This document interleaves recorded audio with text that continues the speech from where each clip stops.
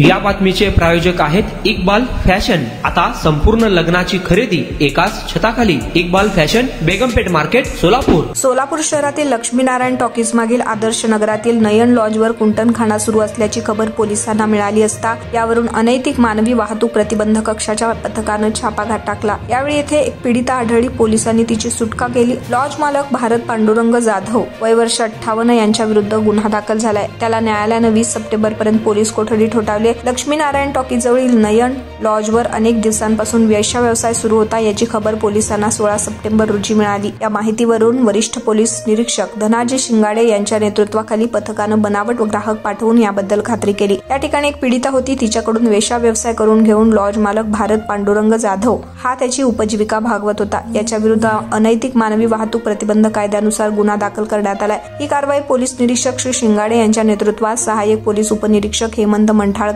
अकिला नदाफ, सुशीला नागरोजे, सविता म्हेत्रे, अरुणा परब, वैशाली बांबळे, सुजाता जाधव, उषा मळगे, सीमा खोगरे आदींनी पार पाडली। नयन लॉजचा मालक भारत जाधव अनेक महिन्यांपासून अवैधरित्या कुंटणखाना चालवत होता। पोलिसांनी छापा टाकला तेव्हा तिथे एकच पीडिता सापडली। पोलिसांनी अधिक चौकशी केली असता लॉज मालकानं त्याच्याकडे वेश्या व्यवसाय करणाऱ्या महिलांचे फोटो मोबाईलमध्ये काढून ठेवले होते। ग्राहक आल्यावर त्यांना तो फोटो दाखवत होता आणि ग्राहकांना जी महिला पाहिजे तिला बोलावून वेश्या व्यवसाय करत होता अशी माहिती समोर आली आहे। पोलीस अधिक तपास या संदर्भात करत आहेत।